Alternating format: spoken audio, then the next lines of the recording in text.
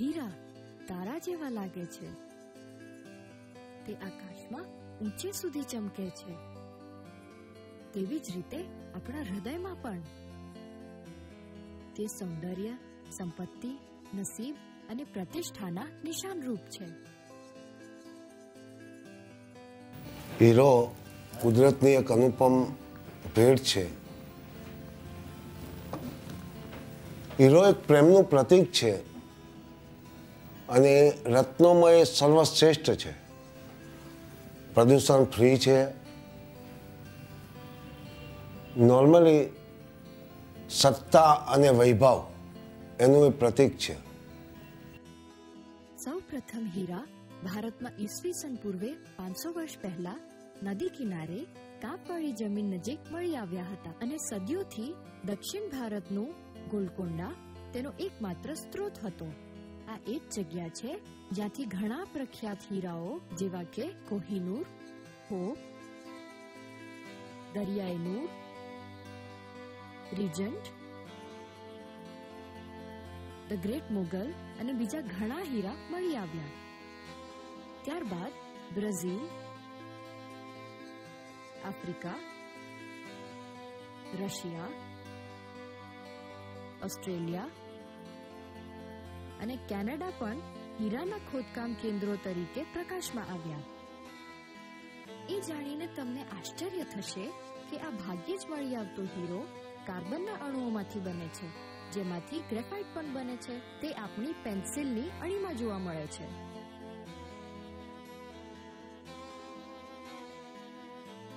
અબજો વર્ષ પહેલા પૃથ્વીના પેટાળમાં ઉષ્ણ તાપમાન અને ઉષ્ણ દબાણ હેઠળ હીરા બનવાની પ્રક્રિયા શરૂ થઈ હતી. કેટલીક વાર જ્વાળામુખીના ફાટવાથી તેમાંથી નીકળતો મેગ્મા નામનો પદાર્થ સખત બની જવાથી તે ગાજરના આકાર જેવી નળીઓ, જે કિમ્બરલાઇટ પાઇપ તરીકે ઓળખાય છે, તેમાં રૂપાંતર પામે છે.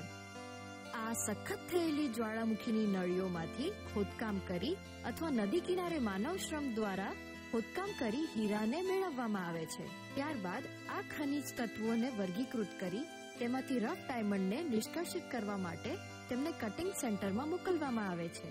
રસપ્રદ રીતે આ હીરામાંના 75% હીરા ઉદ્યોગોમાં વપરાતા કટર, ગ્રાઇન્ડર, પોલિશર વગેરેમાં ઉપયોગમાં લેવાય છે, કારણ કે પૃથ્વી પરનો માનવની જાળમાંનો સૌથી સખત પદાર્થ હીરો છે.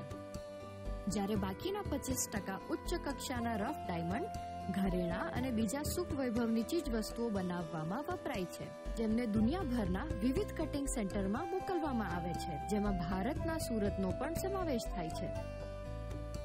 હીરાનું માનવીય વર્ગીકરણ અને ભૌતિક પૃથ્થકરણ પારંગત નિષ્ણાતો દ્વારા કર્યા બાદ પ્લાનિંગ અને કટિંગ માટે મોકલવામાં આવે છે. રફ ડાયમંડનો 3D ઇમેજ કાઢવામાં આવે છે, જેના દ્વારા હીરાનો અપેક્ષિત યોગ્ય આકાર નક્કી કરવામાં આવે છે. આ પ્રાથમિક તબક્કાને પ્લાનિંગ કહેવાય છે.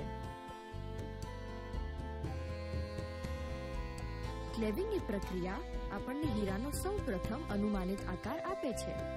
આ તબક્કામાં હીરાની અનિયમિતતા અને અશુદ્ધિઓ દૂર કરવામાં આવે છે, જેના પછી સોઇંગની પ્રક્રિયા દરમિયાન પ્લાન મુજબ હીરાના 2 અથવા 2 થી વધારે ટુકડા કરવામાં આવે છે. તાજેતરના વર્ષોમાં સોઇંગને વિકસાવવા માટે વધારે કાર્યક્ષમ લેઝર ટેકનોલોજીનો પ્રયોગ કરવામાં આવે છે.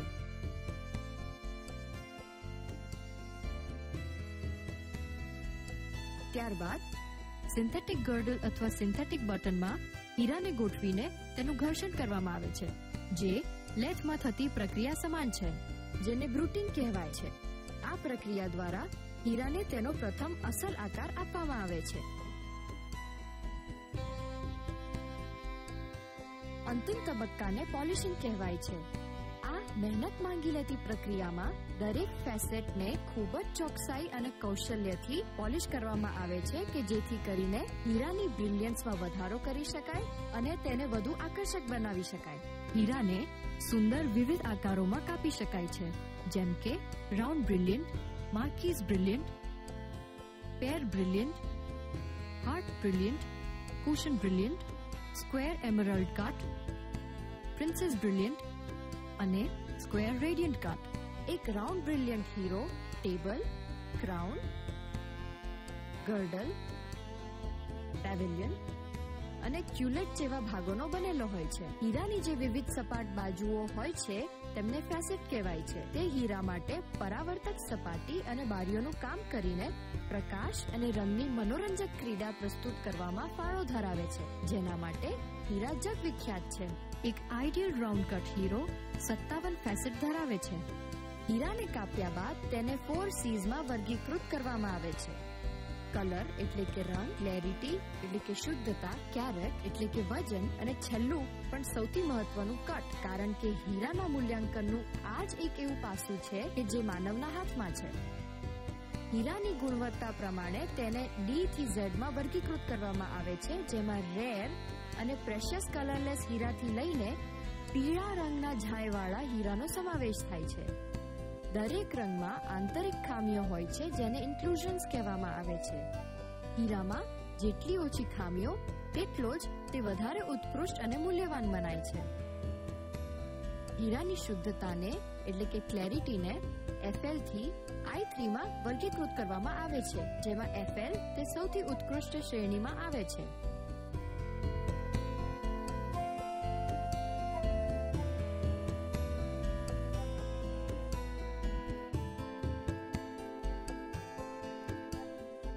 હીરાનું વજન માપવાનું એકમ કેરેટ છે. એક રસપ્રદ બાબત એ છે કે હીરામાં વપરાતો કેરેટ તેનું વજન દર્શાવે છે, જ્યારે કે સોનામાં વપરાતો કેરેટ એકમ તેની શુદ્ધતા બતાવે છે. એક આઈડિયલ કટ હીરો તેના કદ અને ઊંડાણ બંનેની સમરૂપતા દર્શાવે છે. તેની ગુણવત્તા આઈડિયલ થી પુઅર એમ વર્ગીકૃત કરાય છે. હીરાને એવી આદર્શ રીતે કાપવામાં આવે છે કે જેનાથી તેને મહત્તમ બ્રિલિયન્ટ અને સ્પાર્કલિંગ બનાવી શકાય, જે શેલો કટ અને ડીપ કટ ડાયમંડમાં જોવા મળતા નથી. હીરાના પ્રકાશને પ્રતિબિંબિત અને પરાવર્તિત કરવાની ક્ષમતાની સમજણ સરળ બને તે માટે હીરાના માપની ગણતરી કરીને તેનો પ્રયોગ કટ ગ્રેડિંગ સ્કેલમાં કરવામાં આવે છે.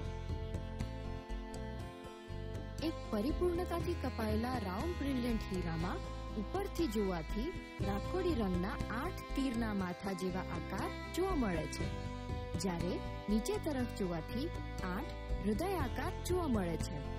આ વિલક્ષણ ઘટનાને હાર્ટ્સ એન્ડ એરોઝ કહેવાય છે. જ્યારે આપણે હીરો ખરીદીએ ત્યારે એનું મૂલ્યાંકન કરવું એ પણ એટલું જ મહત્વનું છે. હીરાનું પ્રમાણપત્ર આ બાબતે સહાયતા આપે છે. GIA, AGS, IGI વગેરે હીરાના પ્રમાણપત્ર આપતી જગવિખ્યાત સંસ્થાઓ છે. ફેન્સી ડાયમંડ્સ ભાગ્યે જ મળી આવે છે. તેઓ કલ્પી શકાય તેવા લગભગ બધા જ વિવિધ રંગ, કદ અને વિવિધ કિંમતની શ્રેણીઓમાં મળી આવે છે.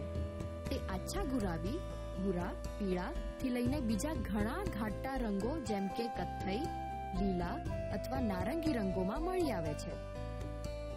આજે માનવીઓએ કૃત્રિમ હીરા બનાવવાનું શરૂ કર્યું છે, જેને મોઝેનાઇટ કહેવાય છે.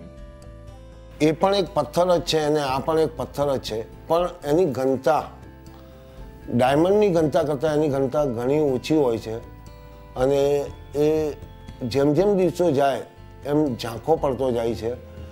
એટલે હીરા અને એની વચ્ચે બહુ જ મોટો ફરક છે. હાલમાં ગુજરાત રાજ્યમાં ઝડપી વિકાસ નોંધાયો છે અને આજે તે સૌથી વધુ પર કેપિટા ઇન્કમ ધરાવે છે. ગુજરાતનું સુરત શહેર આજે સૌથી વધુ ઉન્નતિ ધરાવતું શહેર છે અને ખૂબ ઝડપથી હીરાના ઉદ્યોગ ક્ષેત્રે નામના કરી રહ્યું છે, જેમાં દુનિયાભરના 10 માંથી 8 હીરા અહીં કટ અને પોલિશ કરવામાં આવે છે.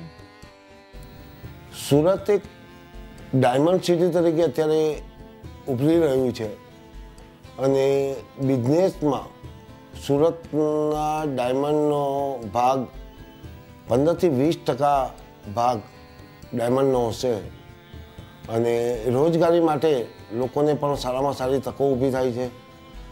શ્રેષ્ઠ કારીગરો કારીગરી કરી શકે છે અને ખાસ તો એ વૈભવી રીતે રહી શકે છે.